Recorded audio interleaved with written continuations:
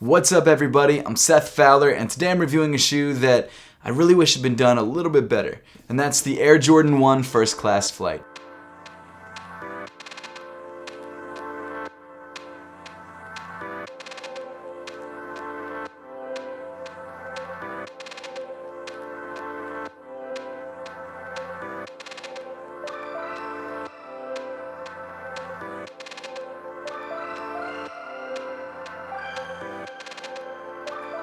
Before we jump into the video, make sure to enter the giveaway that I'm doing with Tony D2 Wild for 2 pairs of Yeezys. I'm giving away a pair, he's giving away a pair, and entering is really easy. All the information that you need is in the description below. There's 2 pairs, there's 2 chances to win, which is actually double what I usually do in giveaways, so it's definitely worth entering. But now onto this sneaker, we've got the AJ1 First Class Flight. This shoe dropped last Saturday, September 29th, for a retail price of $160. Now I gotta be honest, I like this shoe a lot better online. It's one of those shoes, one of those rare sneakers that when you actually get it in hand, you like it less. And the main reason for that, at least for me, is this perforated leather upper, which doesn't look that great. I love the AJ1, especially the AJ1 High, but this is not it. This Jordan 1 is not going to be on anyone's top 10 of 2019 list, unless it's the worst inspiration behind a sneaker list, which then it'd probably be number 1. The supposed inspiration behind this AJ1 is the shipping department at Nike.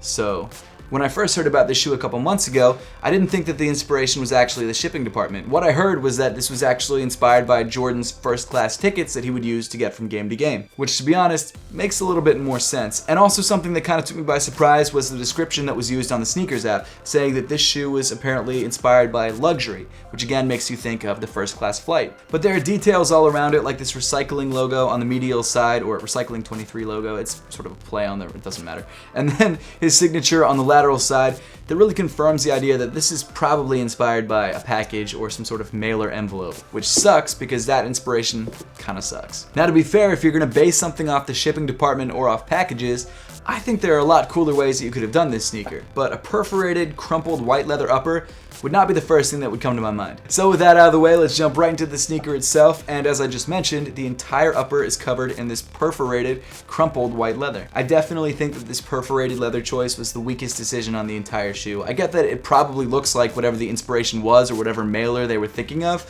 but it just doesn't make for a good shoe. It just looks like the material they would use on a mid or a team Jordan. I don't know, not that there's anything wrong with mids or team Jordans, but if this shoe was a mid, this would not have sold out. And recently there have been a lot of mid-top Jordans that have sold out, but this definitely would not be one of them. This perforated leather looks especially weird on the vamp of the shoe where you already have perforations. Moving up on the shoe, you get to these flat white laces, and if you're not a fan of this look, you can actually switch them out for matching yellow laces, which I do think would be a better look. Underneath the laces, you've got your standard AJ1 tongue in white with red accent stitching around the sides. The tag at the top of the tongue is actually different than what they usually do to AJ1s, and it feels like instead of their usual fabric material, they went for a synthetic leather. As you can tell, the tag comes in bright yellow with the Nike Air branding in black. And then moving inside the sneaker, you've got another detail which I really dislike, which is this bright white sock liner that will look awful after just one wear. It's gonna look terrible. It's gonna get dirty as hell. First off, they didn't use the standard mesh. They used that softer material that they've been using on most recent AJ1s. And second off, it could have been black. It could have been yellow. It could have been any other color that just wouldn't get as dirty as this inevitably will. The insole of the sneaker comes in bright yellow with the Nike Air branding on the heel in black. As for fit, this First Class Flight AJ1 fits just like every other AJ1, which for me is true to size. For you, it might be something different. So if you have the chance to try the shoe on first before you buy it, make sure to do that to make sure you're grabbing the right size for you. Continuing back on the lateral side of the shoe, you get to this bright white Nike swoosh with these yellow edges. I wouldn't have minded this swoosh so much if I didn't know that there was a bright yellow Nike swoosh on the other side, which looks so much better. Why didn't they just put the yellow swoosh on both sides? It would have just changed everything. Just above the Nike swoosh, you've got this sticker, I guess, with Michael Jordan's signature on it. Not sure why it's a sticker. I hate that I'm hating on an AJ1 High this much. It doesn't feel right. Like, this is still not a bad shoe, but I mean, compare it to any other Jordan 1 colorway, and it's not great. And just above the signature, you've got this debossed Air Jordan Wings logo that also seems to have some gloss white printing over it. However, on the medial side of the shoe, things do get a little bit weirder. As I already mentioned, you've got that really nice looking yellow Nike swoosh, which I think is actually my favorite part of the shoe. Just above that, you've got another sticker, which I get because I guess it's a shipping sticker or whatever. The sticker comes in bright yellow with the barcode, and then you've got text like MJ, AJ1 023, like stuff that relates back to Michael Jordan, but it still seems a little bit corny. And then just below the Nike swoosh, as I mentioned earlier, you've got the play on the recycle logo with the 23 in the middle. I wish I could recycle these shoes. And then moving around to the back of the shoe, you've got this giant barcode plastered on the heel, which I guess was the selling point for some people. Definitely not for me. I feel like it's a little bit tacky, but it is what it is. The numbers underneath the barcode are some of Michael Jordan's career stats, like his scoring record of 32,292 points, his 30.1 average points per game, etc., etc. That's kind of a cool detail. I like how they incorporated that into the design of the barcode.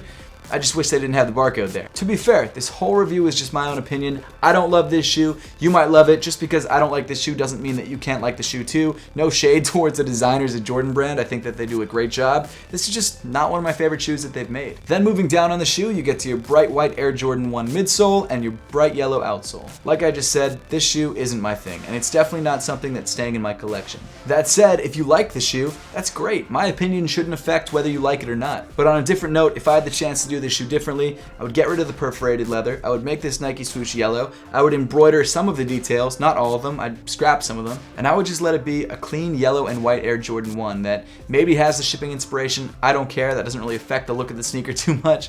I would just let it stand on its own merits and not try and overcomplicate it. That's just my opinion. Now I would love to know your opinion on this shoe in the comment section down below. Also, don't forget to enter the Yeezy giveaway that I'm doing with Tony D2 Wild. All the information that you need and the links that you need are in the description below. And as always, thank you so much for watching, and I'll see you all in the next one.